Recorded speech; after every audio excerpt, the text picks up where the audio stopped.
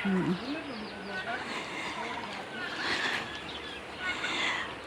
morning, ka-farm! Ang atuang Papa Farm Boy mo adto na po sa iyahang farm, sa mini farm. Tarawa, tuwa sila sa unahan. Kinanglan nila adtoon ang kanding. Kay ilang mga kanding kay gikalibanga. Ano bang kalibanga sa Tagalog? Diarrhea, nag-LBM sa tagawo sa tao pa. Need nila injectionan guys ang mga kanding diri sa farm. Comment down below kung gusto mong mangutana unsay gi-injection ni Papa Farm Boy. Tanawa oh, sinong nag-welcome sa ila sa mua diri, kinsa nag-welcome. Tanawa guys. Oh, mao na ang nag-welcome. Oh, mao na ang nag-welcome. Klaro ba? Klaro ba diya? Ang nag-welcome mauna ang mga pabo. Hello. Hello pabo. Na, tanawa ang mga pabo nag-welcome na. Kabaluday siya nga. Na ang pabo, ang mga pabo guys. Wow, nagtagbo sila. Tanawa ang chicken ni Papa Farm Boy ni Daddy diri sa farm guys. Kita ninyo tong black I made just tanaw. Asang pagkaon sa pabo? wala, dito lang pa. Okay, mauni ang isa sa mga nasa farm. Ang pabo. Ang kanding niya na to guys, injectionan to. Mauni ang 34 ni sila tanan nga mga chicks diri guys. Nga naa sa ilahang nursery. Dili sa pagawson kay para dili daw maano sa sagbutan. Diri sa sila mga until mga pila ka days ni sila Brad. Mga 1 month pagawson na sila diri kanang kakaya na daw sila sa sagbutan. Mao ni sila 34 ni sila tanan. Di ba daghan kayo guys. Na so na diri sige mauna sila diri ikulong sana sila. So mao ni ilang kulungan sabit lang sa unsay tawag gani fishnet. Yes. Para di sila kagawas fishnet. Tag 55 lang ang kaya 55 lang ang per kilo ni Brad per meter. Okay. Ang mga okay.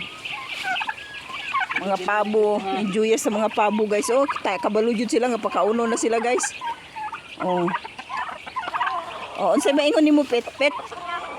What will you say? Hello? Hi. Si Papa Farm Boy na to guys.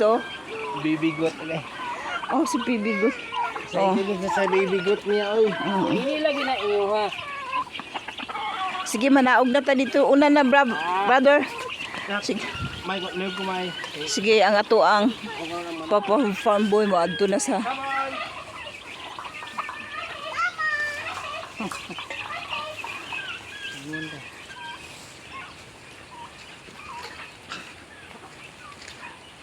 Okay.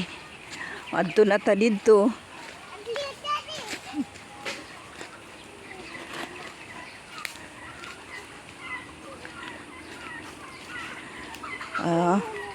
Tuwa na sila. Wala, tuwa na. Wow.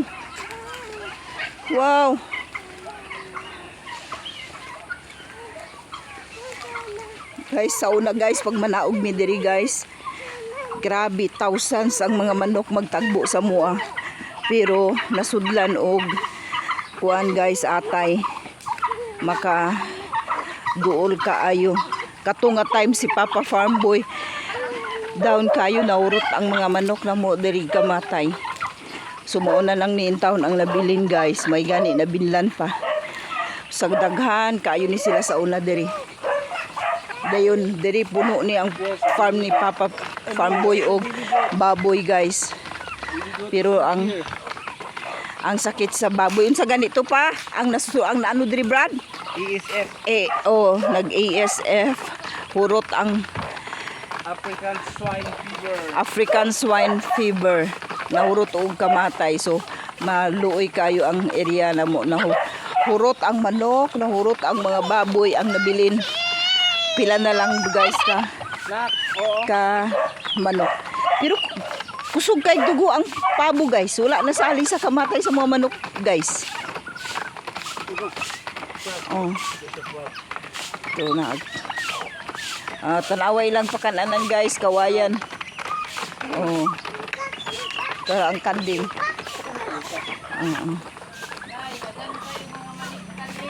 Ni daghan kayo. Pila ang kapital sa inyong baboy diri guys? Papa Farm Boy ga naurot pagsulod sa ASF mga Siguro mga naasa kuan. Ang tanan nga na damage kay 8 ka mama pig o isa ka boar. sa kabot.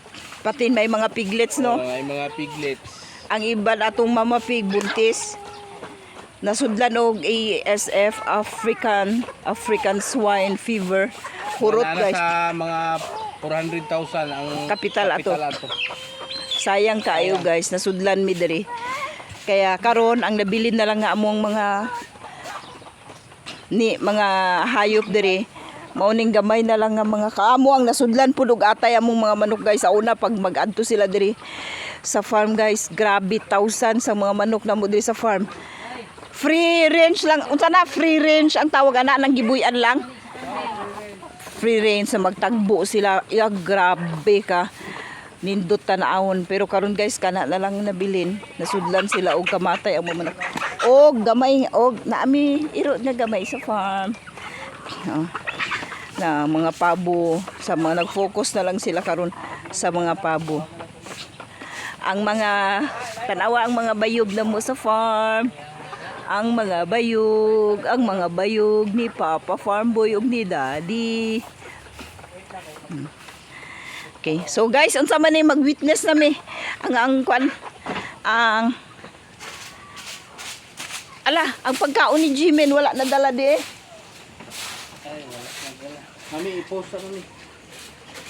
Pusa na to. Magpusa mi guys kay dakpon sa namo ang mga kwan guys ha. Kanding.